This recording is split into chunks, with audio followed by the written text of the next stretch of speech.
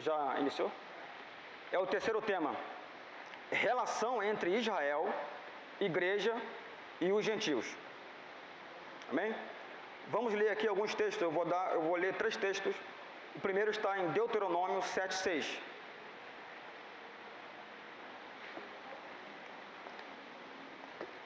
Deuteronômio 7:6, Salmos 96, de 1 a 3, e o último texto, Efésios 3, de 1 a 6. Deuteronômio 7:6. Porque tu és povo santo ao Senhor teu Deus. O Senhor teu Deus te escolheu para que lhe fosses o seu povo próprio de todos os povos. Salmo 96, de 1 a 3. Cantai ao Senhor um cântico novo. Cantai ao Senhor todas as terras. Cantai ao Senhor, bendizei o seu nome. Proclamai a sua salvação dia após dia. Anunciai entre as nações a sua glória, entre todos os povos as suas maravilhas. Efésios 3, de 1 a 6.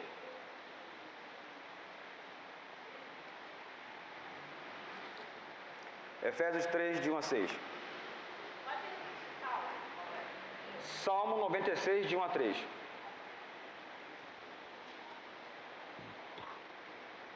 Efésios 3, de 1 a 6. Por esta causa, eu, Paulo, sou o prisioneiro de Cristo Jesus, por amor de vós, gentios. Se é que tendes ouvido a respeito da dispensação da graça de Deus a mim confiada para vós outros. Pois, segundo uma revelação, me foi dado conhecer o mistério, conforme escrevi há pouco, resumidamente. Pelo que, quando ledes, podeis compreender o meu discernimento do mistério de Cristo, o qual em outras gerações não foi dado a conhecer aos filhos dos homens, como agora foi revelado aos seus santos apóstolos e profetas no Espírito. A saber, que os gentios são co-herdeiros, membros do mesmo corpo e coparticipantes da promessa em Cristo Jesus por meio do Evangelho. A minha percepção ao ler a Bíblia,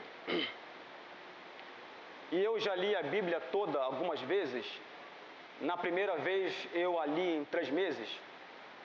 Obrigado.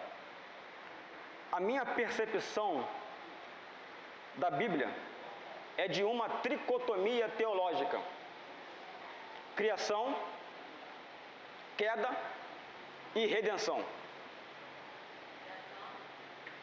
Criação, queda e redenção. Deus criou o universo, Deus criou todas as coisas para a sua glória, para o seu louvor, e este foi o seu plano original. Deus criou tudo e tudo era bom, e tudo foi criado para o seu louvor. Entretanto, o homem, fazendo uso da sua liberdade, do seu livre-arbítrio, o homem pecou e caiu em desgraça. No entanto, antes de Deus criar todas as coisas e antes da queda do homem, Deus já havia pré-estabelecido um plano de restaurar todas as coisas ao plano original. Deus pré-estabeleceu a redenção. O plano de salvar, o plano de redimir, não foi um plano de emergência, um plano B. Deus pré-estabeleceu o propósito de redimir a criação antes mesmo da criação e da queda do homem.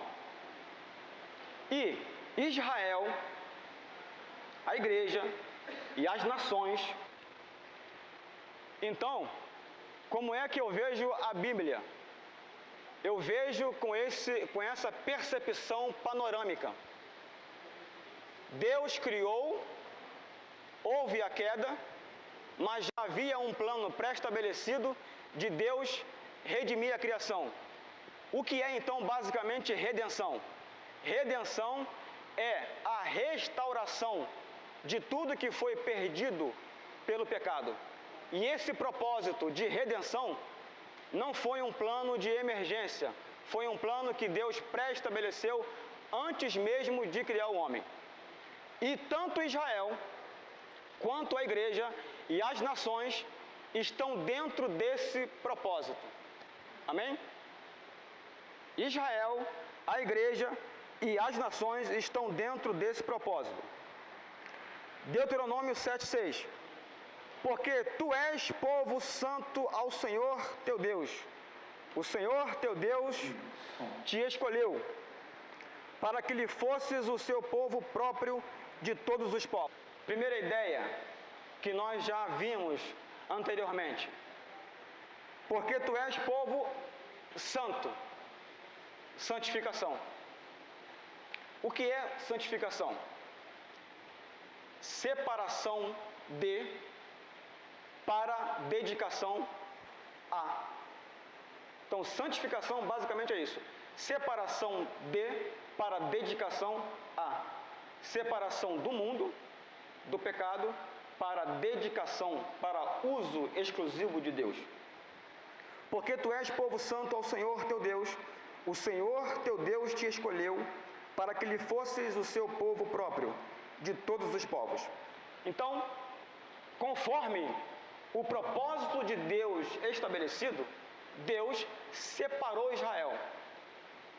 A primeira ideia aqui é esta: Deus separou um povo dentre todos os povos.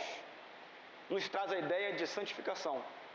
Deus separou Israel, Deus escolheu a Israel. Com que propósito? Dentro do seu propósito de restaurar aquilo que foi perdido. Dentro do seu propósito pré-estabelecido de redenção. Certo? Segunda ideia.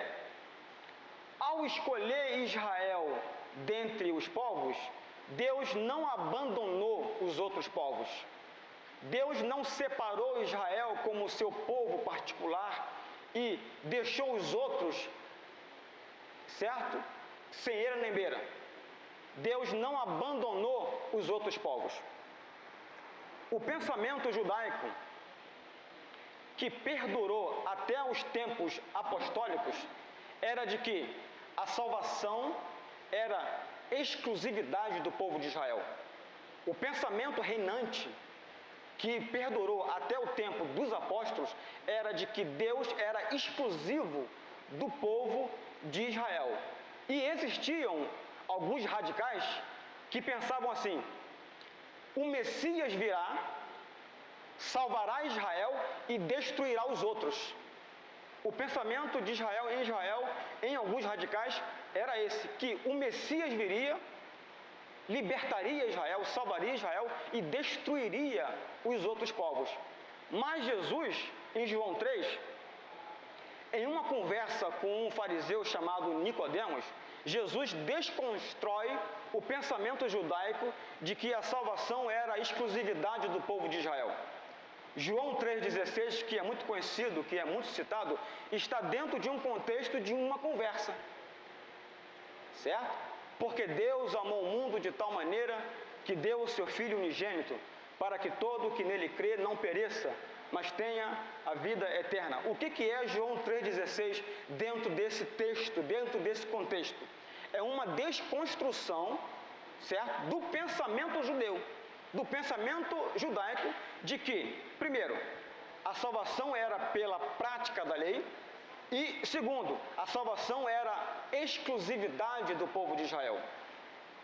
E em João 3,16, Jesus desconstrói esse pensamento, dizendo que a salvação tem alcance universal. O amor de Deus não se restringe a uma nação.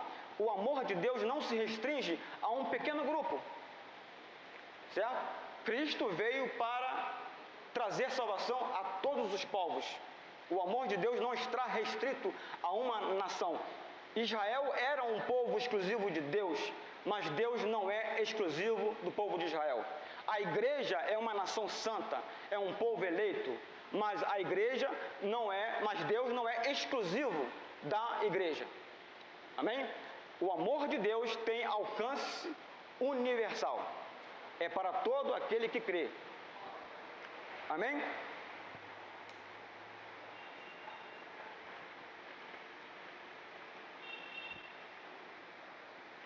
Então, João 3,16, na verdade, é isso, é uma desconstrução desse pensamento que perdurou até os tempos, até o tempo dos apóstolos.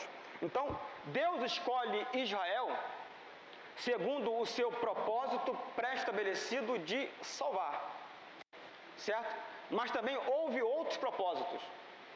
Então, Deus não escolheu Israel apenas para trazer o Cristo, para enviar o seu Filho ao mundo.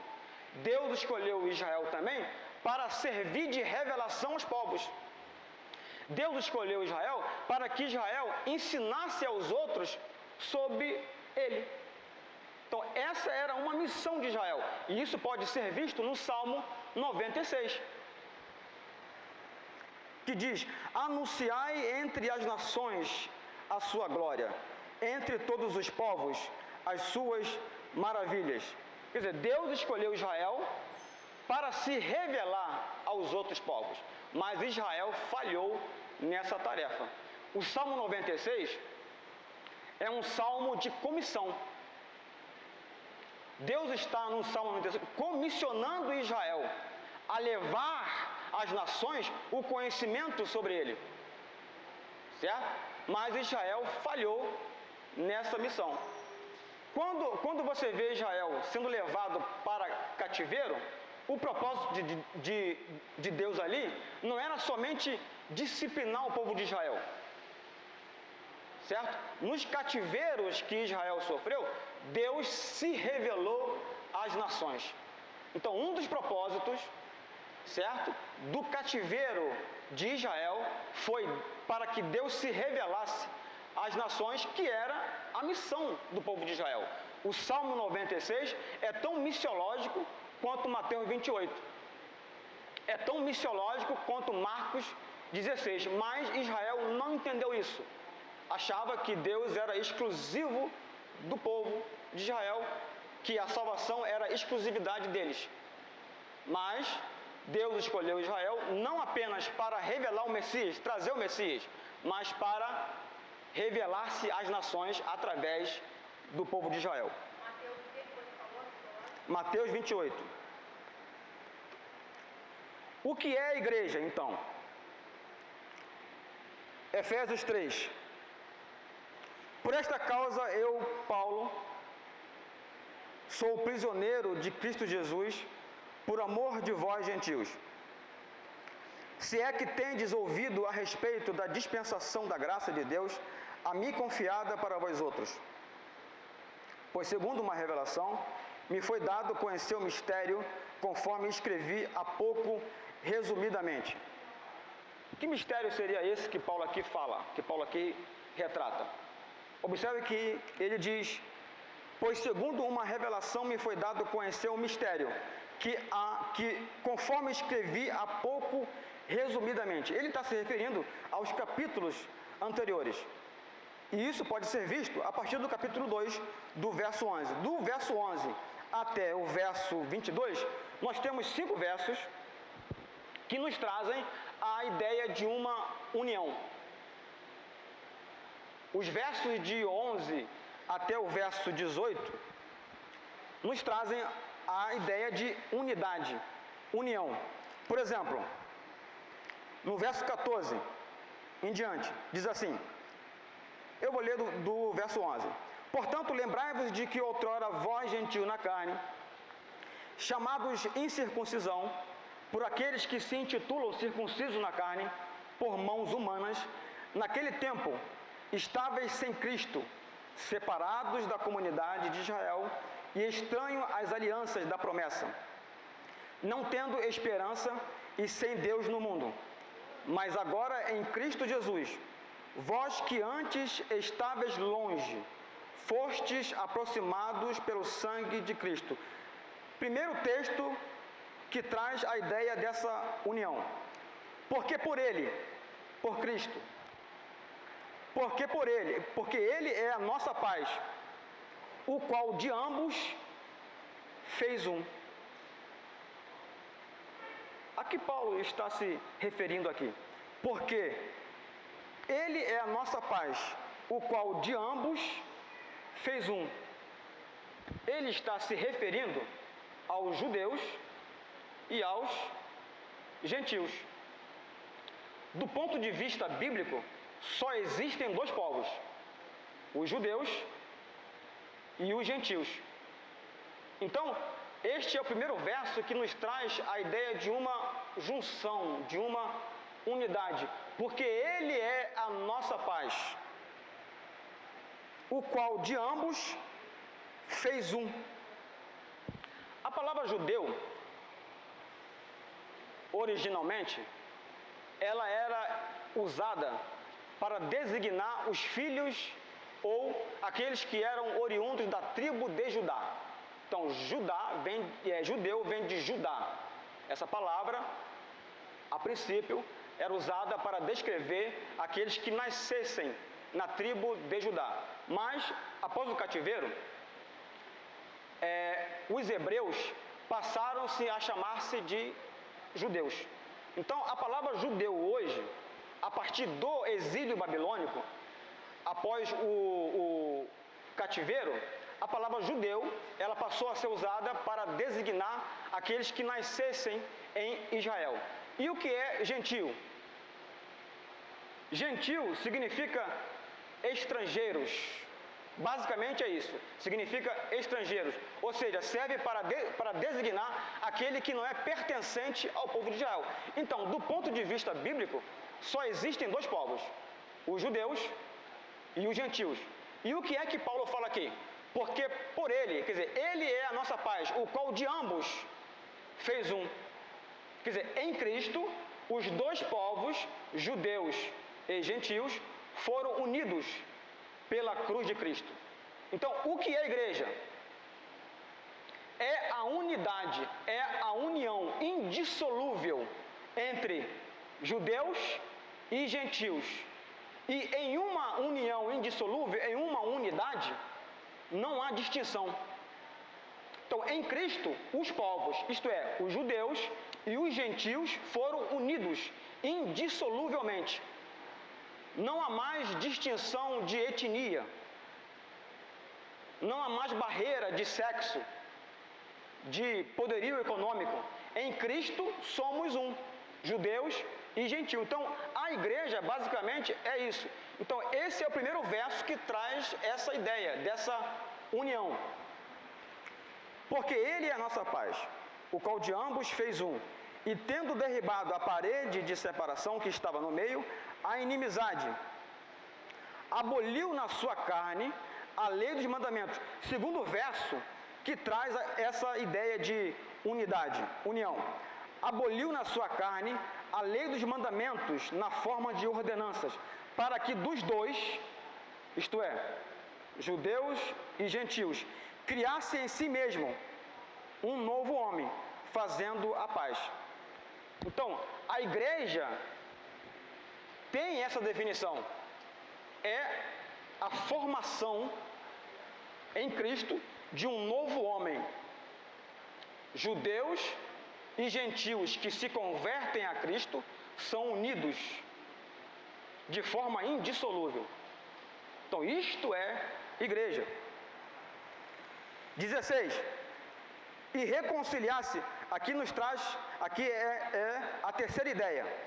E reconciliar-se ambos em um só corpo.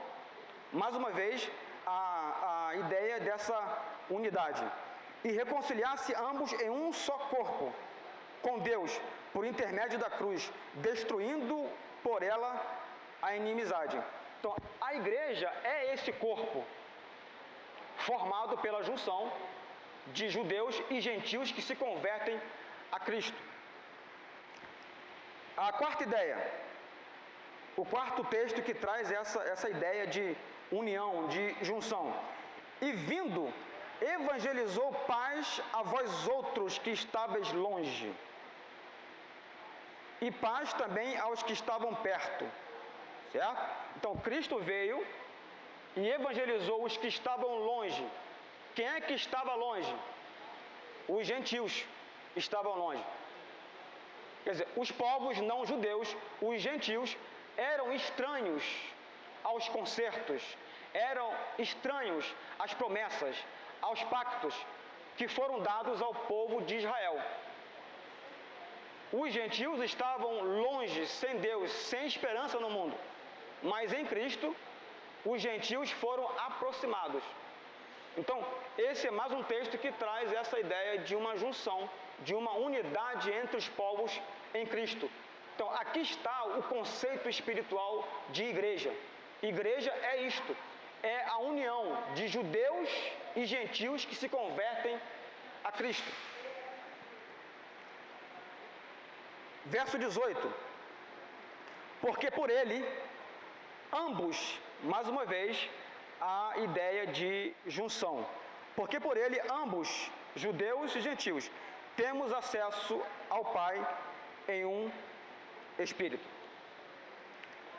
E aí no verso 3 ele fala, por esta causa, quer dizer, por isso tudo, por essa verdade, por este evangelho da graça é que eu estou prisioneiro, por amor de vós, gentios, se é que tendes ouvido a respeito da dispensação da graça, a mim confiada para vós outros, pois segundo uma revelação. Tudo isso que Paulo aqui descreve aqui com muitas minúcias, com muitos detalhes, não foi uma citação, ele não está citando o Velho Testamento. Ele não está citando o que ele aprendeu de A ou B. Ele recebeu uma revelação. Por quê? Até os tempos apostólicos, o pensamento judaico era de que a salvação era exclusivamente para o povo de Israel. E se o gentil quisesse ser salvo, ele tinha que se tornar judeu. Mas aí Paulo recebeu essa revelação, certo? Que ele chama de mistério. Pois segundo uma revelação, me foi dado conhecer o mistério. A igreja, isto é, a junção dos dois povos, dos judeus e gentios que se convertem a Cristo, é esse mistério. A igreja é o mistério que não foi dado a conhecer anteriormente. O que é mistério? É uma verdade não anteriormente conhecida, que não foi anteriormente revelada. E ele continua. Pelo que quando ledes, podeis compreender o meu discernimento do mistério de Cristo, o qual em outras gerações não foi dado a conhecer aos filhos dos homens, como agora foi revelado aos seus santos apóstolos e profetas no Espírito, a saber, que os gentios são co-herdeiros, membros do mesmo. Qual é a ideia que você tira desse texto? O que é que podemos depreender aqui desse texto? Mesmo corpo e coparticipantes da promessa em Cristo Jesus por meio do Evangelho. O que é a igreja? Conforme Efésios 3, conforme Paulo descreve aqui, a igreja é um mistério que estivera oculto nos tempos outrora, que não fora dado a conhecer no Antigo Testamento e que agora estava sendo revelado. Isto é, a junção dos povos, judeus e gentios que se convertem a Cristo em um só corpo. Então, a igreja é esse mistério. E esse mistério, ou essa junção, esse propósito, não foi alguma coisa estabelecida depois da cruz. A igreja, ela não foi uma ideia que foi criada depois que Israel rejeitou o Messias.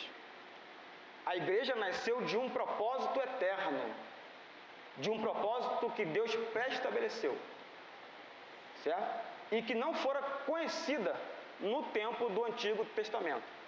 Amém? Introdução.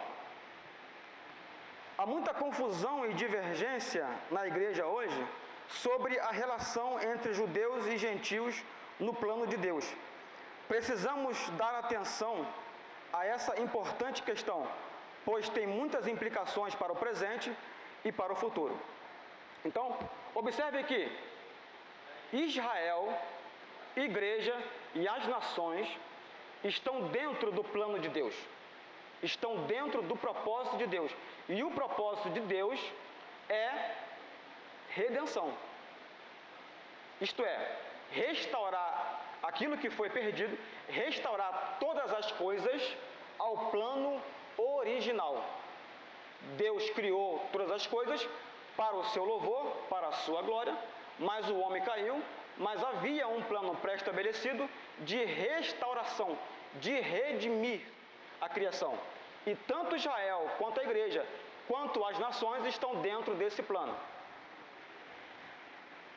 Deus escolheu a nação de Israel para ser o povo, através do qual iria nascer o Salvador do pecado e da morte, Jesus Cristo.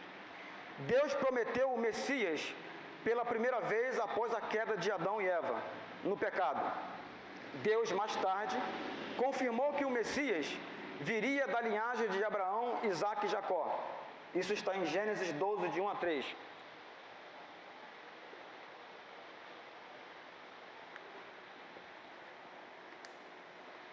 Jesus é a razão final pela qual Deus escolheu Israel para ser o seu povo escolhido. Deus não precisava ter um povo escolhido, mas decidiu fazer as coisas dessa forma. Jesus tinha que vir de alguma nação e Deus escolheu Israel. No entanto, a razão pela qual Deus escolheu a nação de Israel não foi unicamente para o propósito da vinda do Messias. A vontade de Deus para com Israel era a de que eles ensinassem aos outros sobre ele. Israel deveria ser uma nação de sacerdotes, profetas e missionários para o mundo. O intento de Deus era que Israel fosse um povo distinto, uma nação de pessoas que guiassem os outros em direção a Deus e a sua providência prometida do Redentor, Messias e Salvador. Em sua maior parte, Israel falhou nessa tarefa. No entanto, o propósito final de Deus para Israel, o de trazer o Messias e Salvador, foi cumprido perfeitamente na pessoa de Jesus Cristo.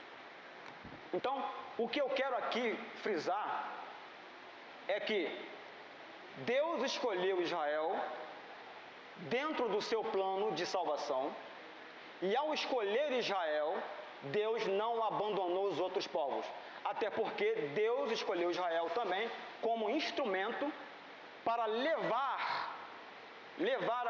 o conhecimento de Deus aos povos. Mas Israel não entendeu isso, não compreendeu isso. Mas o plano de trazer o Messias através de Israel foi cumprido perfeitamente. Deus ainda tem um propósito para Israel. Na plenitude do tempo, isto é, no tempo certo, no tempo que Deus havia pré-estabelecido, Deus enviou o seu Filho ao mundo. Amém? Na plenitude dos tempos, no tempo certo, ele não veio nem antes e nem depois, ele veio no tempo que Deus havia pré-estabelecido. Porque Deus amou o mundo de tal maneira que deu o seu Filho unigênito, para que todo que nele crê não pereça, mas tenha a vida eterna. Então Deus envia o seu Filho no tempo que ele mesmo havia pré-estabelecido. Entretanto, Israel não compreendeu, não entendeu, até porque Israel fez uma interpretação equivocada das profecias messiânicas e não entendeu que Jesus Cristo era o Messias deles. Isso pode ser visto com muita clareza em João 1,11. Veio para o que era seu, mas os seus não o receberam. Entretanto, eu quero dizer-vos que a salvação, ela veio primeiro para o judeu. Romanos 1,16. Porque não me envergonho do Evangelho de Cristo, pois é o poder de Deus para a salvação de todo aquele que crê, primeiro do judeu e depois do grego. A salvação, primeiramente, era para o povo de Israel. Veio para o que era seu, mas os seus não o receberam. A salvação vem dos judeus. Isso pode ser visto em João 4:22. Vós adorais o que não conheceis, nós adoramos o que conhecemos, porque a salvação vem dos judeus. A salvação vem dos judeus, a salvação primeiro era para o judeu.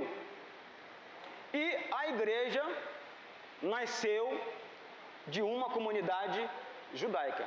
Os primeiros discípulos eram judeus. Os escritores do Novo Testamento eram judeus, exceto um, Lucas.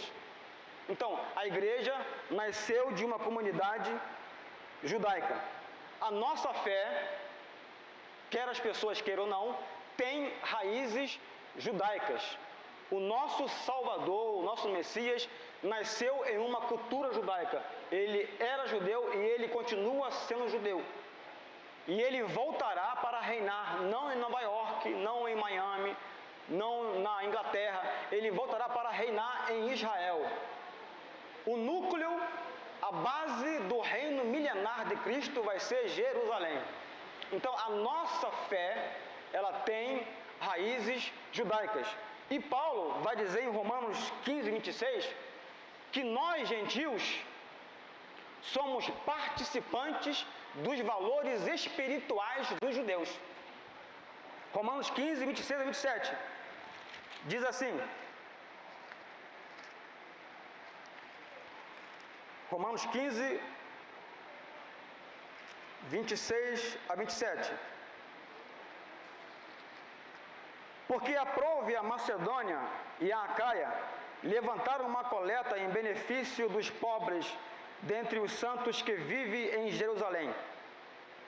Isto lhes pareceu bem, e mesmo lhes são devedores, porque se os gentios têm sido participantes dos valores espirituais dos judeus, devem também servi-los com bens materiais. Nós gentios somos devedores aos judeus. E nós, pela fé em Cristo, nós somos participantes dos valores espirituais dos judeus. Portanto, a igreja nasceu de uma comunidade judaica e a nossa fé tem raízes judaicas. Nós somos participantes, pela graça de Deus, pela fé em Cristo, dos valores espirituais dos judeus, porque a salvação vem dos judeus. A salvação era para o judeu primeiro. Entretanto, eles rejeitaram o Messias. Veio para o que era seu, mas os seus não o receberam. Mas a todos quanto o receberam, deu-lhes o poder de serem feitos filhos de Deus aos que creem no seu nome. A pergunta é: Deus rejeitou Israel?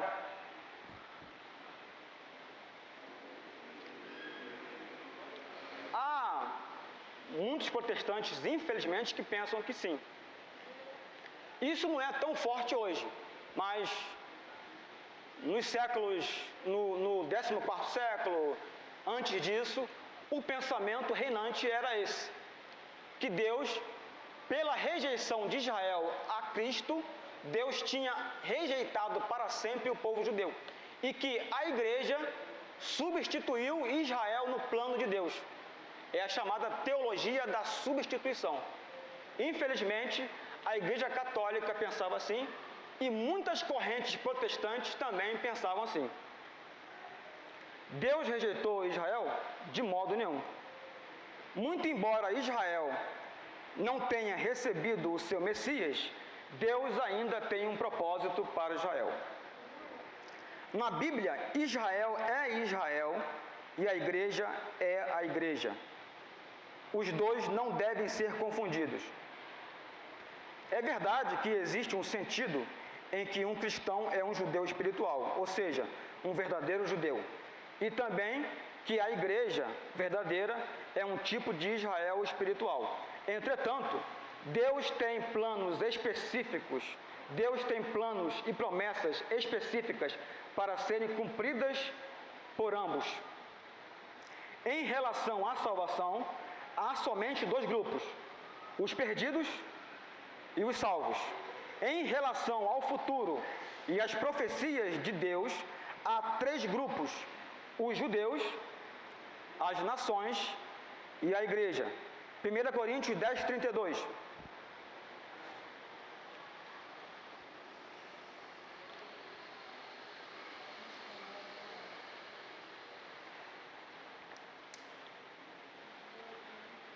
Diz assim: não vos torneis causa de tropeço, nem para judeus, nem para gentios, nem tampouco para a igreja de Deus.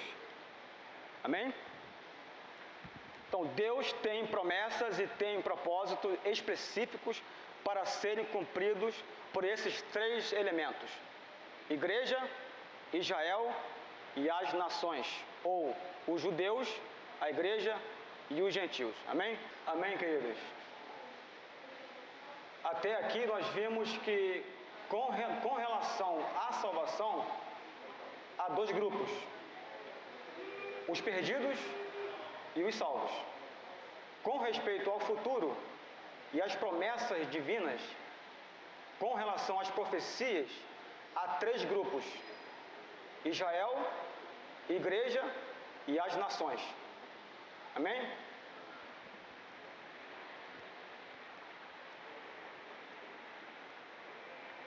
Alguns cristãos ensinam a teologia da substituição. Dizem que a igreja tomou o lugar de Israel e, portanto, todas as profecias referentes a Israel que ainda não foram cumpridas são na realidade para a igreja e não para Israel. Ensinam que os judeus, como povo, foram rejeitados para sempre, porque rejeitaram seu Messias, e que não existem mais promessas para eles como nação. Este era o ensino que justificava a perseguição aos judeus pelo cristianismo da Igreja Católica e também por certas correntes protestantes. Por que essa teologia? Por que esse pensamento de que a igreja substituiu Israel? Por que pensar que as profecias que foram transmitidas ao povo judeu agora devem ser aplicadas para a igreja? Exatamente porque a interpretação que eles fizeram das profecias que deveriam ser aplicadas literalmente ao povo de Israel era que eles fizeram uma hermenêutica não literal. Eles interpretaram esses textos de modo alegórico.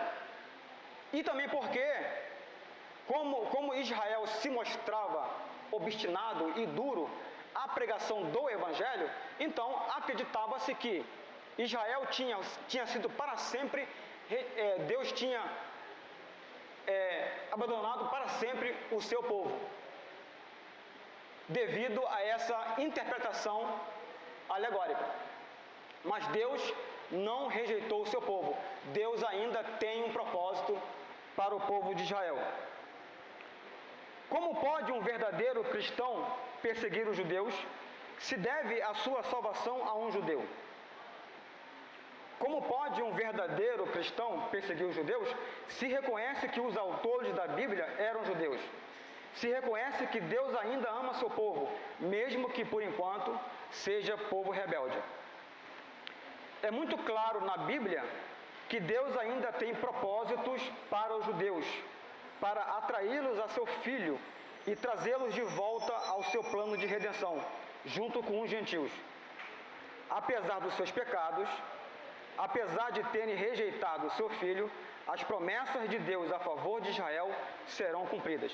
Então, as profecias concernentes que foram dirigidas ao povo judeu, elas devem ser interpretadas literalmente e elas serão cumpridas literalmente. E uma profecia que foi cumprida literalmente foi Ezequiel 37. Quando ninguém pensava que os judeus voltaria a ser uma nação soberana, independente, em 48, de maneira milagrosa, sem que eles tivessem recursos nenhum, Israel voltou a ser nação independente. um claro cumprimento literal de Ezequiel 37. Portanto, as profecias que foram dadas ao povo de Israel devem ser interpretadas literalmente. Igreja é igreja, Israel é Israel. Esses dois não devem ser confundidos. Deus tem promessas, Deus tem planos específicos para ambos. Romanos 11, 25 a 27. Diz assim: porque não quero, irmãos, que ignoreis este mistério, para que não sejais presumidos em vós mesmos, que veio endurecimento em parte a Israel, até que haja entrado a plenitude dos gentios. E assim todo Israel será salvo, como está escrito: virá de Sião o libertador, e ele apartará de Jacó as impiedades. Esta é a minha aliança com eles, quando eu tirar os seus pecados. O que significa plenitude dos gentios? Israel rejeitou Jesus como seu Messias, amém? E essa rejeição não será para sempre. A ideia que esse texto traz, e muitos textos trazem, é que Israel voltará à comunhão com Deus através do Messias deles. Em parte veio o endurecimento ao povo de Israel, até que haja entrado a plenitude dos gentios. Isto é, no momento em que Israel rejeitou a mensagem do Evangelho, Deus começou a tratar com as nações gentílicas. E isso está muito claro no ministério do apóstolo Paulo. Eu posso verificar isso em Atos 13. Eu vou ler esse texto. Não está aqui, mas eu quero ler esse texto. Atos 13. Porque quando Paulo começa a sua missão, ele começa pregando aos judeus. Ele foi primeiro aos judeus. Mas como eles se mostraram obstinados e não quiseram ouvir, a partir dali, sob direção do Espírito Santo, Paulo começou a se preocupar com as nações gentílicas. Começou a pregar aos gentios. Atos 13, vamos ler do verso 44. Diz assim: no sábado seguinte, afluiu quase toda a cidade para ouvir a palavra de Deus. Mas os judeus, vendo as multidões, tomaram-se de inveja e, blasfemando, contradiziam o que Paulo falava. Então Paulo e Barnabé, falando ousadamente, disseram: cumpria que a vós outros, em primeiro lugar, fosse pregada a palavra de Deus. Mas posto que a rejeitais, e a vós mesmos vos julgais indignos da vida eterna, eis aí que nos volvemos para os gentios. Porque o Senhor assim nolo determinou: eu te constituí para a luz dos gentios, a fim de que sejas para a salvação até aos confins da terra. Então, a partir do endurecimento do povo de Israel, a partir da rejeição de Israel, a salvação passou a ser um processo gentil. Então, Deus começou, através de Paulo, a tratar com as nações gentílicas. A salvação, a graça de Deus, passou a ser um processo gentil. E isso é conhecido por algumas linhas teológicas de dispensação da graça. Então, segundo essa linha teológica, aqui começa a dispensação da graça. Paulo, através de Paulo, Deus começou a estender a sua graça, a sua salvação aos gentios. E nesse processo há um desfecho, há um final que Paulo chama aqui em Romanos 11 de plenitude dos gentios. Quando tiver entrado a plenitude dos gentios, ou seja, quando as nações gentílicas, quando os gentios alcançarem a plenitude de entrada no reino de Deus, aí Deus volta a tratar com o povo de Israel como nação. E aí Paulo completa: e assim todo Israel será salvo, como está escrito: virá de Sião o libertador, e ele apartará de Jacó as impiedades, e esta é a minha aliança com eles, quando eu tirar os seus pecados. Deus não rejeitou o seu povo. Deus ainda tem propósito para o povo judeu. E o Senhor Jesus, na sua segunda vinda, certo? Ele vai se revelar, assim como José se deu a conhecer os seus irmãos. Jesus, na sua segunda vinda, vai se dar a conhecer, vai se revelar aos judeus, ao povo judeu. E toda a nação, Israel como nação, será salva. E o reino de Cristo será implantado na terra, tendo como núcleo, tendo como base Jerusalém. Tempo de perseguição aos judeus versus tempo dos gentios. A partir dessa rejeição, a partir do início do processo gentílico, isto é, a partir da dispensação da graça, como se entende, certo? Começou um tempo de perseguição aos judeus que durou mais ou menos 2000 anos, quase 2000 anos, até que Israel se tornasse uma nação soberana, independente.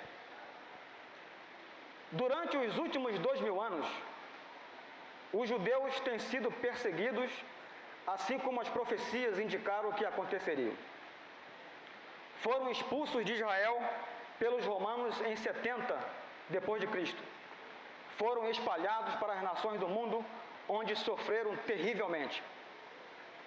Na Europa, durante a Idade Escura, a Igreja Romana os perseguiu por mais de 1000 anos.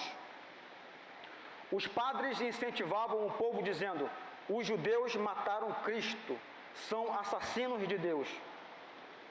Houve a Inquisição na Espanha, os pogroms na Rússia e, por fim, o Holocausto na Alemanha. Eu quero parar aqui para explicar o que é pogrom.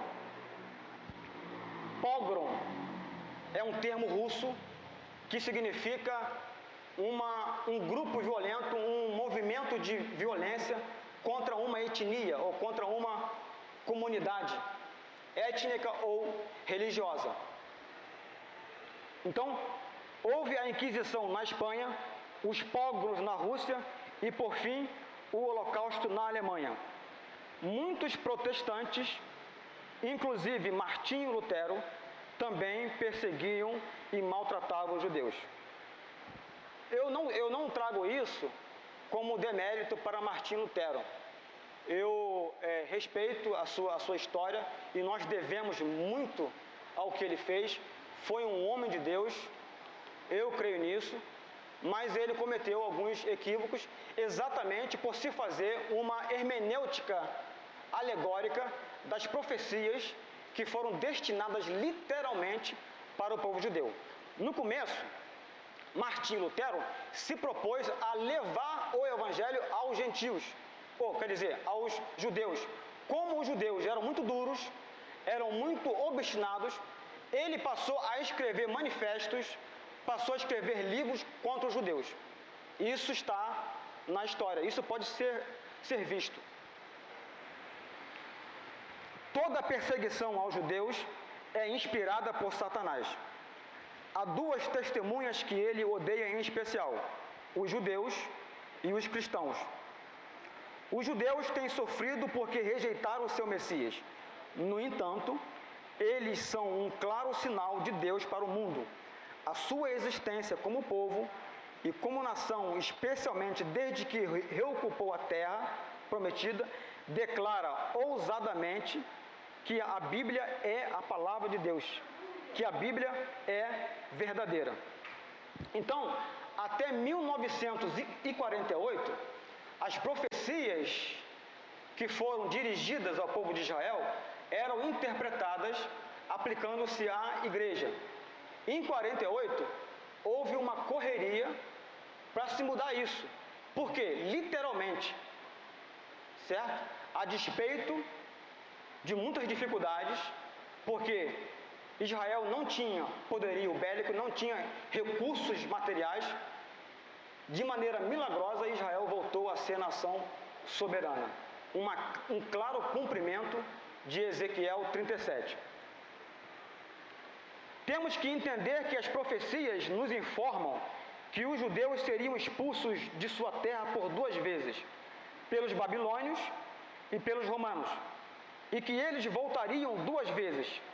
A primeira foi antes da primeira vinda de Jesus, e a segunda vez será antes da sua segunda vinda. Então, antes de Cristo nascer, Israel já estava de volta à sua terra, ok? E antes da sua segunda vinda, as profecias apontam de que Israel estaria de volta, depois de um longo período disperso, de volta à sua terra. E isso já aconteceu, e Israel já está há mais de 70 anos lá. Ou seja, a segunda volta de Cristo está muito próxima. Jesus disse que os judeus um dia retornariam a Jerusalém. Uma passagem que nos dá uma ideia do tempo em que isto aconteceria é Lucas 21, 24. Vamos ler.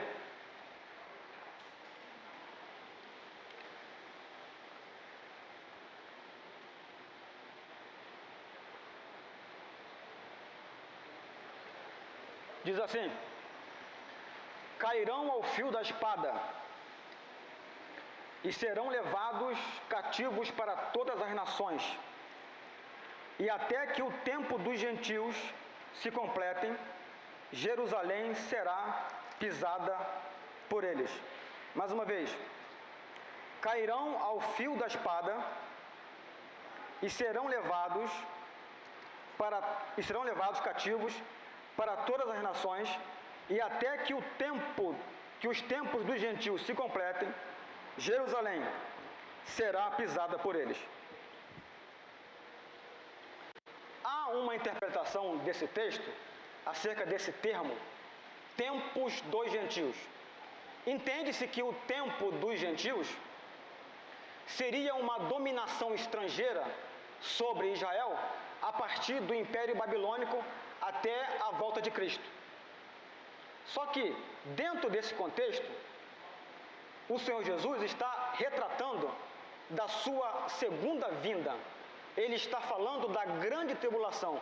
Ele está falando de acontecimentos relacionados à sua segunda vinda. Ele está falando da grande tribulação. Então, esse termo, tempo dos gentios, está dentro desse contexto. E a grande tribulação para os judeus será um tempo de 7 anos. Certo? Será um tempo de 7 anos, como está descrito na profecia de Daniel 9, 27. Certo?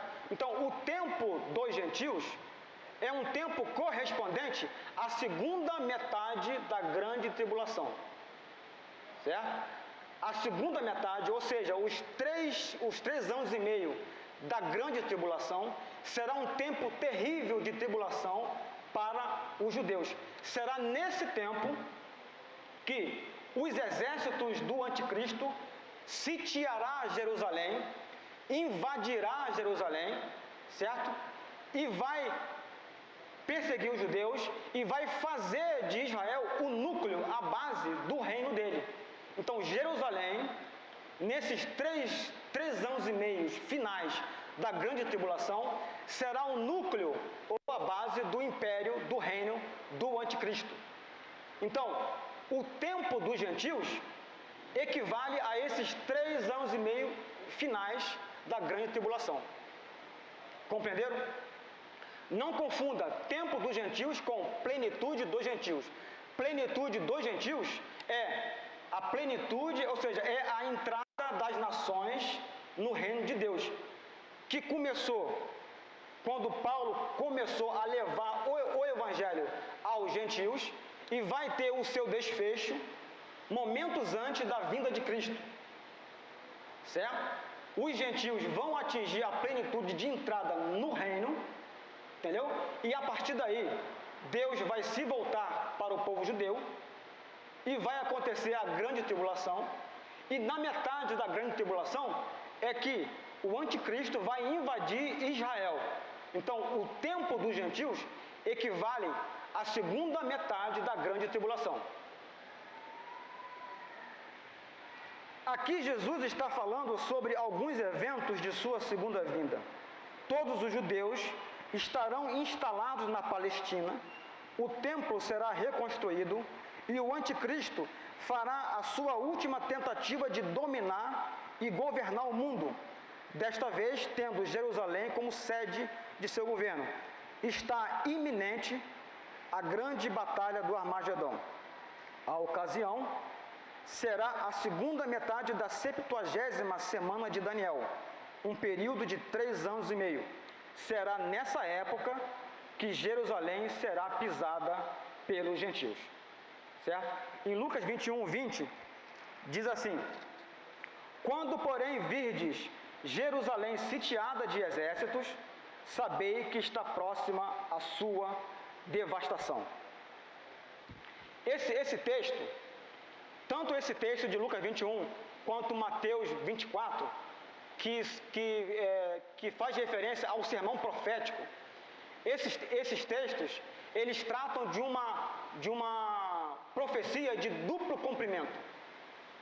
A profecia de Mateus 24 e Lucas 21 tem dupla referência, certo? Ela faz referência ao que aconteceu no ano 70 e tem o seu cumprimento pleno, completo, na grande tribulação, antes da segunda volta de Cristo. Então, esse texto ele tá dentro do contexto da grande tribulação, quando os judeus serão perseguidos, quando Jerusalém será sitiada pelos exércitos do anticristo, certo? E aí, esse tempo dos gentios equivale à abominação desoladora até a batalha do Armagedon. O cerco de Jerusalém inicia-se realmente com a abominação da desolação e termina com a batalha do Armagedon. O que Daniel fala sobre a abominação da desolação? Esse termo ele é compreendido como sendo a profanação do templo.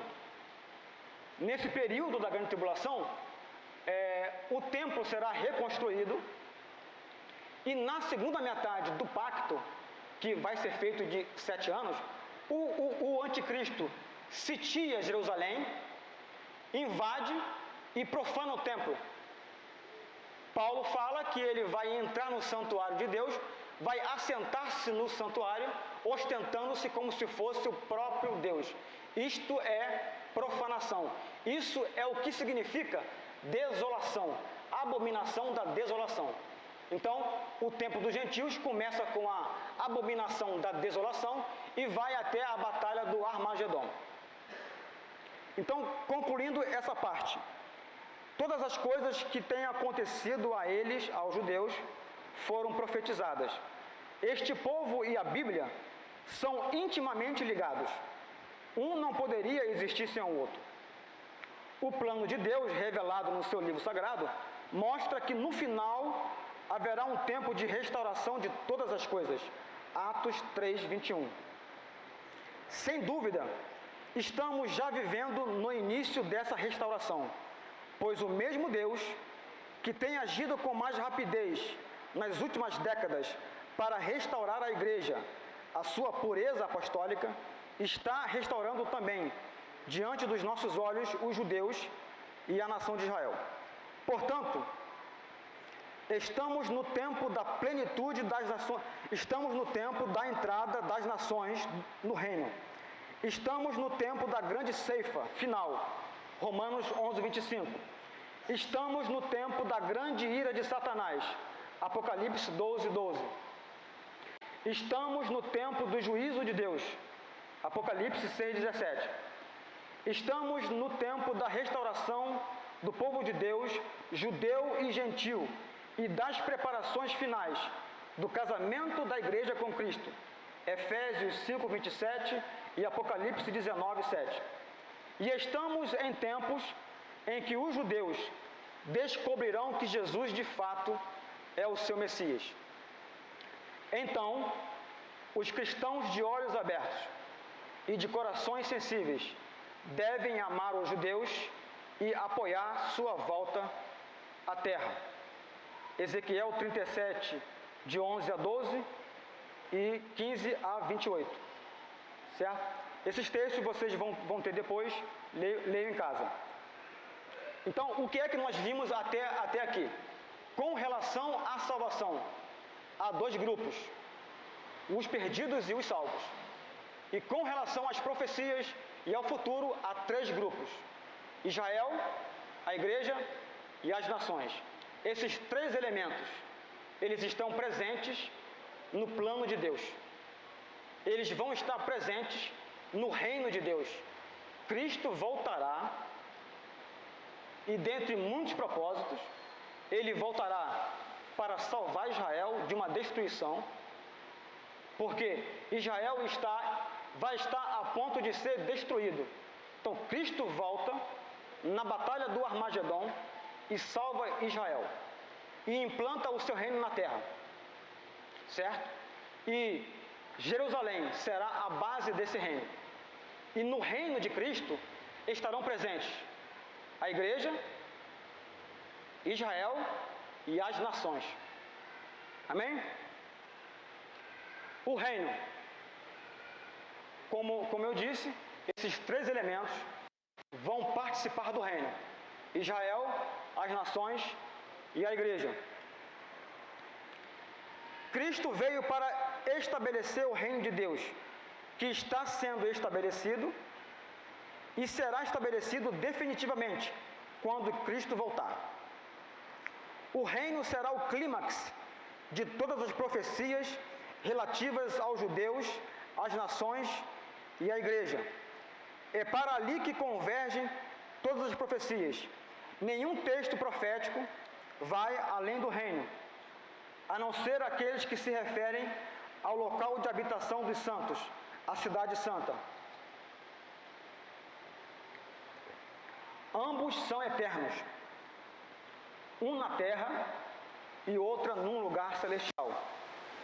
Os judeus, as nações gentílicas e a igreja são todos parte do reino. Todos têm um lugar determinado.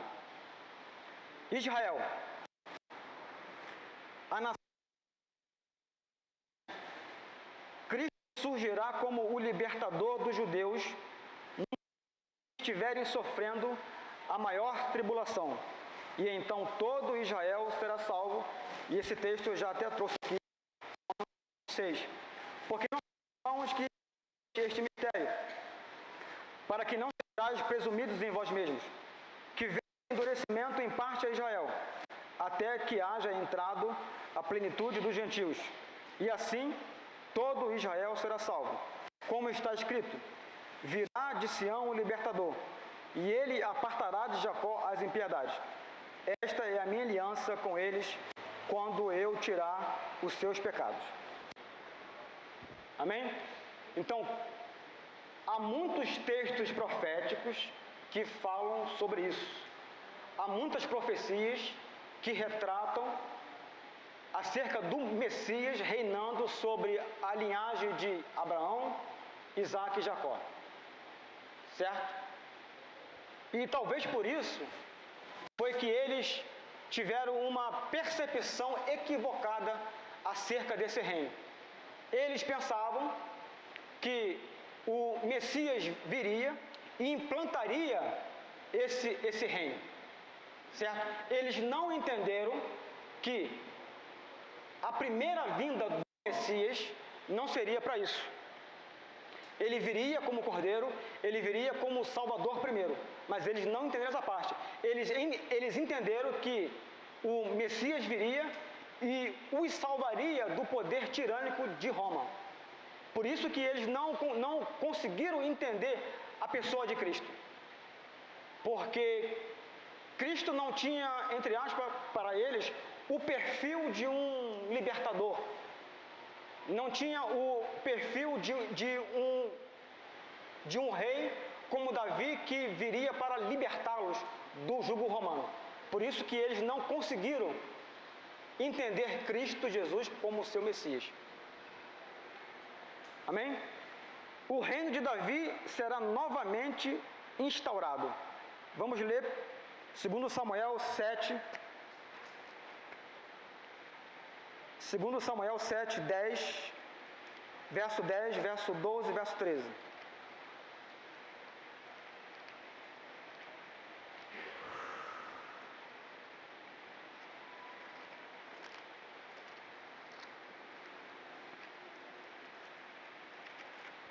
Sete, 10, 12 e 13.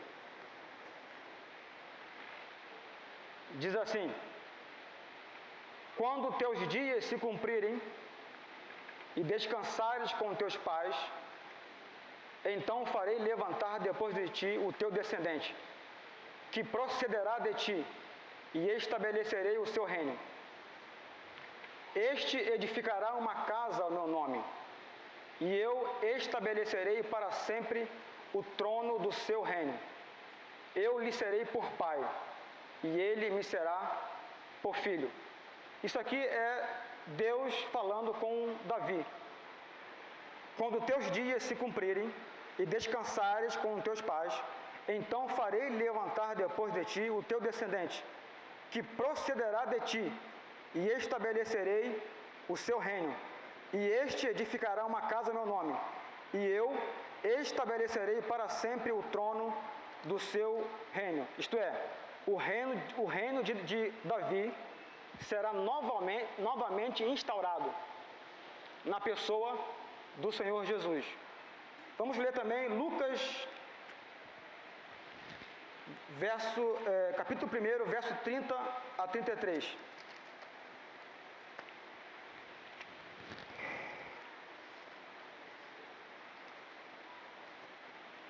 Lucas, capítulo 1, verso 30 a 33.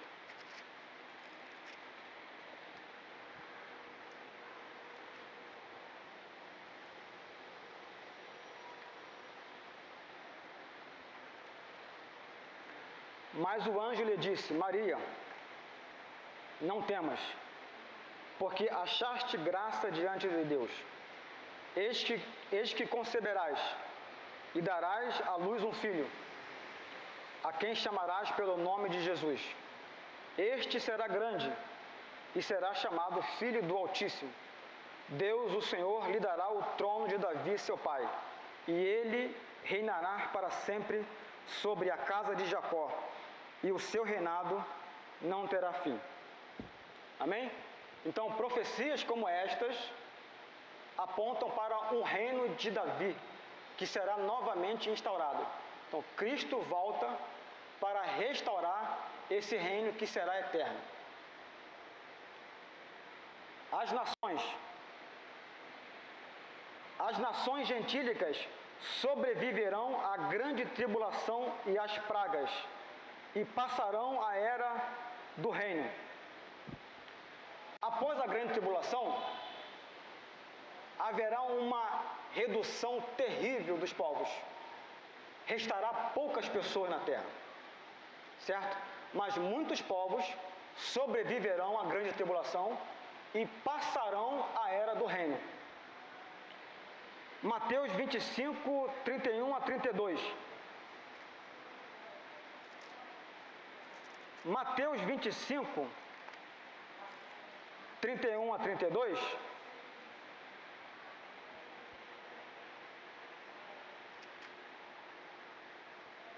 Faz referência à volta de Cristo, faz referência à sua segunda vinda, e nessa ocasião, quer dizer, nessa segunda vinda, vai acontecer o que é chamado de o julgamento das nações.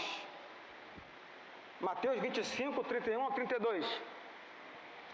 Diz assim: quando vier o Filho do Homem na sua majestade, e todos os anjos com ele, então se assentará no trono da sua glória, e todas as nações serão reunidas em sua presença, e ele separará uns dos outros, como o pastor separa dos cabritos as ovelhas.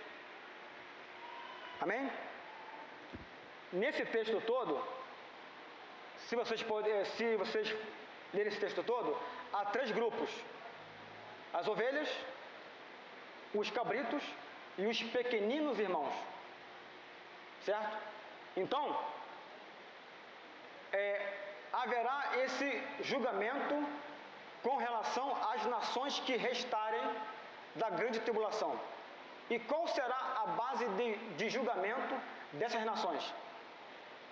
Essas nações serão julgadas de acordo com o tratamento que elas deram aos filhos de Israel. Então, os cabritos e as ovelhas e os pequeninos irmãos. Quem são esses pequeninos irmãos? São os judeus. Então, as nações serão julgadas de acordo com o que elas fizeram a favor ou contra Israel. Certo? As nações que não forem contra Israel, as nações que não se aliarem ao anticristo para destruir as nações, elas vão participar do reino de Cristo como súditos. Compreenderam? As nações que não forem contra Israel, as nações que não se aliarem ao anticristo, entrarão no milênio como súditos. Certo? E as demais nações que vieram contra Jerusalém serão condenadas. Então Cristo as julgará. Miqueias 4, de 1 a 3. Ele as repreenderá por seus atos de guerra. Miqueias 4, de 1 a 3. Diz assim: mas nos últimos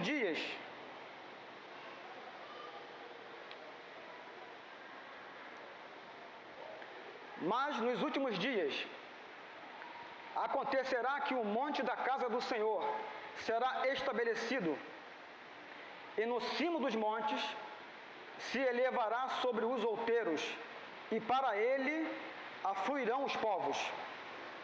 E irão muitas nações e dirão: vinde e subamos ao monte do Senhor e à casa do Deus de Jacó, para que nos ensine os seus caminhos e andemos pelas suas veredas. Porque de Sião procederá a lei e a palavra do Senhor de Jerusalém. Ele julgará entre muitos povos e corrigirá nações poderosas e longínquas. Estes converterão as suas espadas em relhas de arados e suas lanças em podadeiras. Uma nação não levantará a espada contra outra nação, nem aprenderão mais a guerra. Então, esse texto profético está se referindo ao milênio, o que vai acontecer no milênio.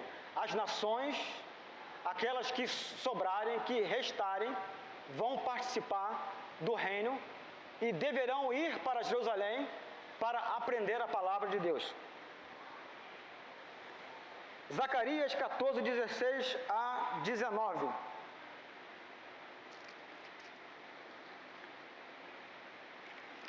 Zacarias 14, 16 a 19.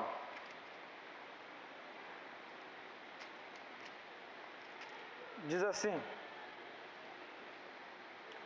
todos os que restarem de todas as nações que vieram contra Jerusalém, observem aqui, todos os que restarem de todas as nações que vieram contra Jerusalém. É uma referência à batalha do Armagedon. Todos que restarem de todas as nações que vieram contra Jerusalém subirão de ano em ano para adorar o Rei, o Senhor dos Exércitos, e para celebrar a festa dos tabernáculos. Se alguma das famílias da terra não subir a Jerusalém para adorar o Rei, o Senhor dos Exércitos, não virá sobre ela a chuva. Se a família dos egípcios não subir a Jerusalém para adorar o Rei, o Senhor dos Exércitos, não virá sobre ela a chuva. Correção: se a família dos egípcios não subir, nem vier, não cairá sobre eles a chuva. Virá a praga com que o Senhor ferirá as nações que não subirem a celebrar a festa dos tabernáculos. Então, as nações que restarem após a batalha do Armagedon serão forçadas a adorar a Cristo. Salmo 2, de 7 a 9.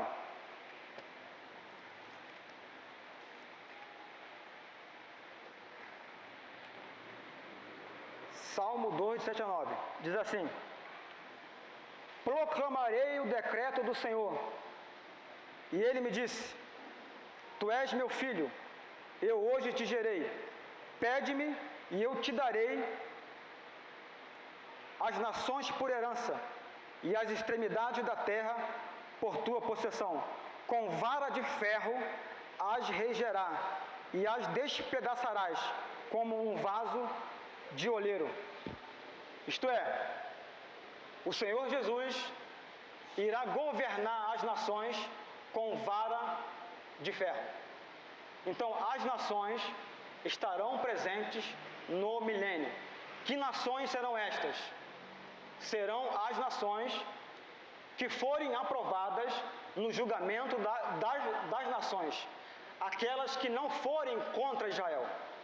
Elas sobreviverão à grande tribulação e participarão do reino, e o Senhor Jesus as governará com vara de ferro. Todas as nações que fizestes virão e prostrarão diante de ti, Senhor, e glorificarão o teu nome. E acontecerá que desde uma lua nova até a outra, e desde um sábado até o outro, virá toda a carne a adorar perante mim, diz o Senhor. Naquele dia, muitas nações se ajuntarão ao Senhor, e serão o meu povo, e habitarei no meio de ti. E saberás que o Senhor dos Exércitos me enviou a ti. E assim virão muitos povos, buscar em Jerusalém o Senhor dos Exércitos, e suplicar a bênção do Senhor. Isaías 2:3. Irão muitos povos e dirão: vinde e subamos ao monte do Senhor, à casa do Deus de Jacó, para que nos ensine os seus caminhos, e andemos nas suas veredas, porque de Sião sairá a lei, e de Jerusalém a palavra do Senhor. Ou seja, textos como esses comprovam, confirmam que as nações participarão do reino, não com o privilégio de serem governantes, serão súditos. Isto é, ao longo do milênio, elas receberão a palavra do Senhor e serão salvas. No final do milênio, como está escrito em Apocalipse 20, haverá uma outra batalha, chamada de Gog e Magog. O diabo que foi preso no início dos 1000 anos, será solto no final dos 1000 anos, certo? E ele vai sair para enganar as nações. E muitos que viveram esses 1000 anos de paz, certo? Se deixarão seduzir e serão destruídos nessa etapa final. Amém? O que eu quero dizer com isso? Esses textos, e há muitos outros que comprovam que as nações sobreviverão à grande tribulação e farão parte como súditos do reino de Cristo por 1000 anos. A igreja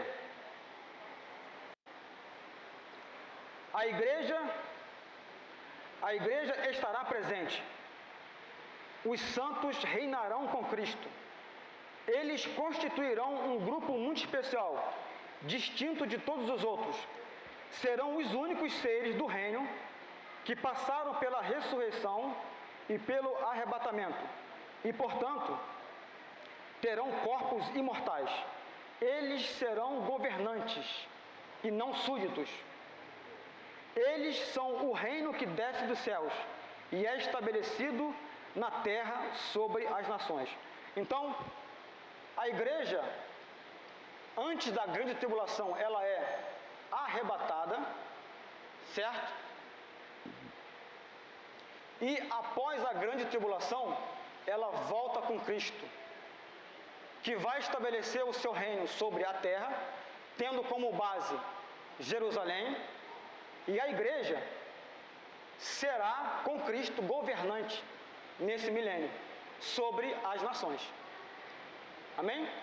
Nós seremos um grupo distinto. Por quê? Nós seremos os únicos a possuírem corpos imortais. As pessoas que vão adentrar ao reino ainda serão naturais, ainda estarão sujeitas à morte.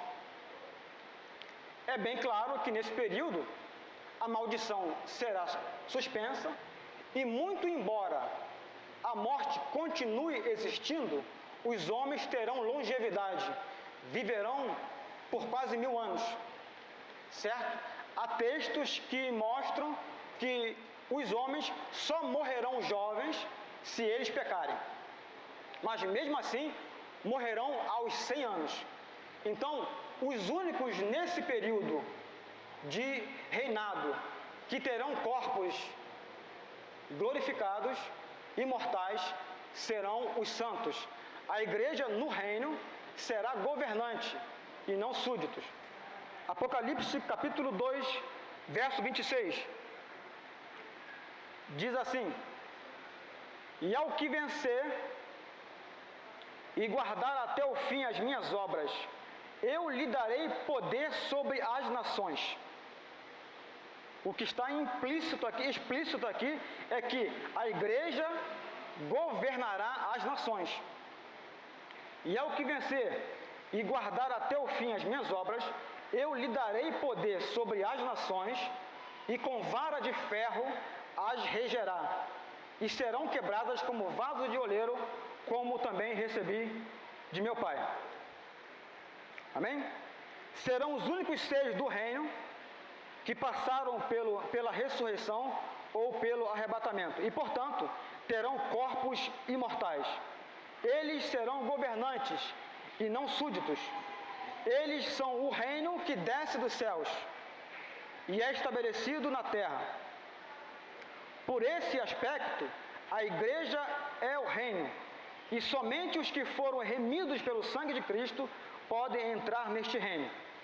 Daniel 7:27 diz assim: e o reino e o domínio e a majestade dos reinos debaixo de todo o céu serão dados ao povo dos santos do Altíssimo. O seu reino será um reino eterno, e todos os domínios o servirão e lhe obedecerão. Amém? Então, observe que nesse período de 1000 anos haverá dois grupos distintos de pessoas. Primeiro, um grupo que terá corpos especiais, terão corpos glorificados, imortais, somos nós. A igreja, depois da grande tribulação, desce com Cristo, certo? E aqueles que ainda vão continuar tendo corpos mortais, naturais. Então, nós seremos os governantes com Cristo sobre as nações, ok? E Israel, certo? Que será salva como nação, será o núcleo, será a base desse reino. Cristo vai reinar o mundo a partir de Jerusalém, e as nações, como está escrito em Zacarias, deverão ir de ano em ano a Jerusalém para adorar o rei. No começo, as nações serão forçadas a fazerem isto, porque será um reino teocrático, não haverá democracia, será um reino, um governo teocrático em toda a terra, tendo como centro Jerusalém.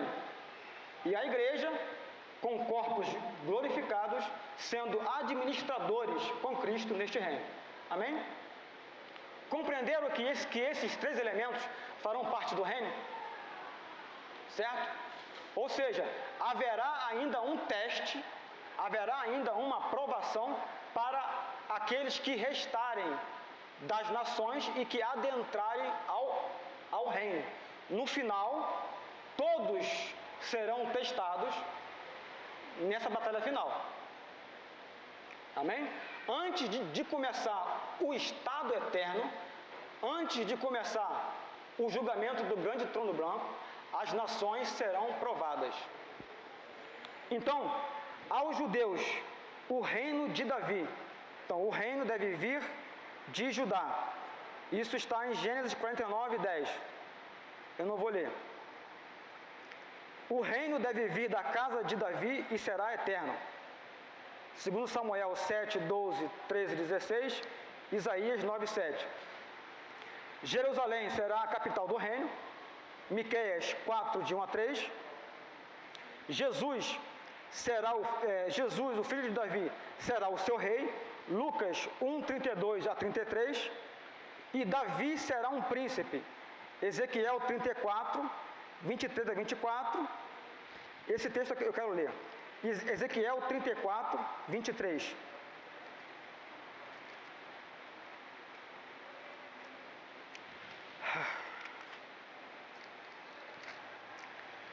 Ezequiel 34, 23.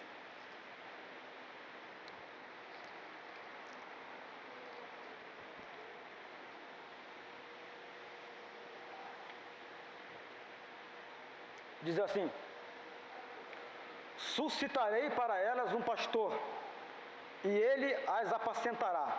O meu servo Davi é que as apacentará, e ele lhes servirá de pastor.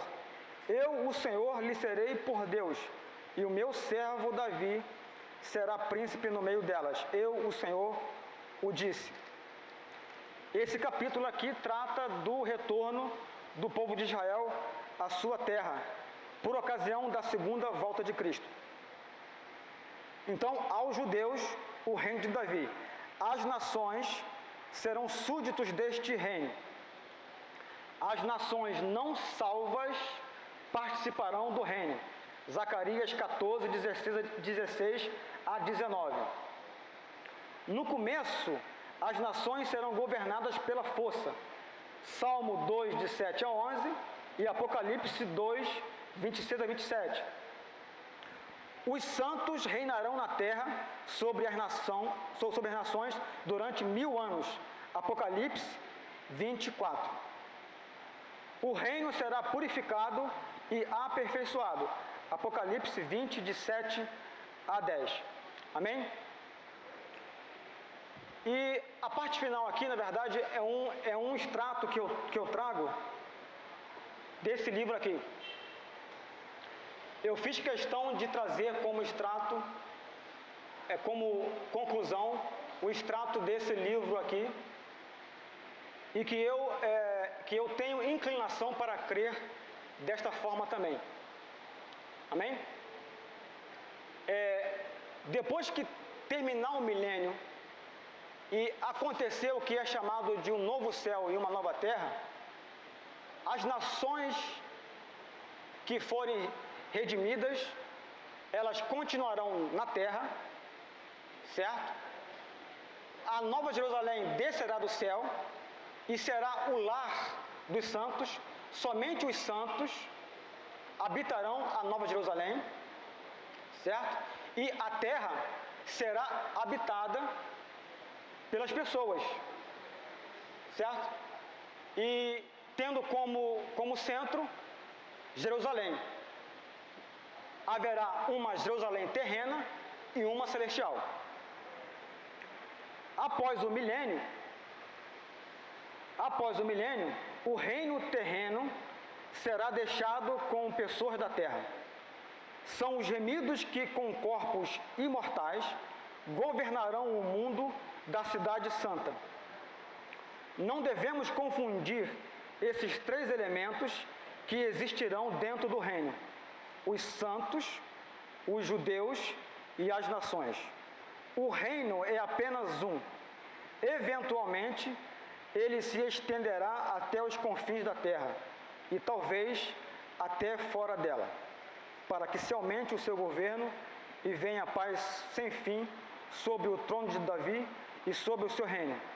Mas no que diz respeito às pessoas, haverá dois tipos bem distintos: aqueles que viveram durante todo este período de redenção, que nasceram de novo e que morreram ou foram elevados ao céu por ocasião do arrebatamento. Essas pessoas possuem corpos imortais e que podem habitar no universo. Não se acham presas à terra. Podem ficar permanentemente na cidade santa ou podem entrar e sair como pombas ao seu pobal. Isaías 68. E há também as nações gentílicas constituídas de pessoas que são salvas durante o milênio ou que nasceram durante ou depois dele, são da terra. Não irão morar na cidade santa, habitarão na terra ou no reino terreno para sempre. Nessa ocasião, vida eterna não significará morrer e reviver, mas sim nunca morrer. E elas vão continuar sendo pessoas da terra. O número delas irá aumentando para sempre. O poder de Deus é ilimitado e Ele pode arranjar lugar para elas. Mas os santos têm um número fixo. Eles não aumentarão. Trata-se de um grupo distinto de pessoas que habitam na cidade de Deus e contemplam a face dele. Juntamente com Cristo, eles irão governar toda a criação e serão herdeiros de todas as coisas e co-herdeiros com Cristo.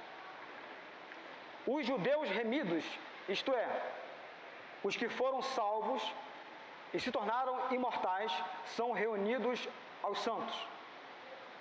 Isto é, com relação à igreja, não há distinção entre judeus e gentios.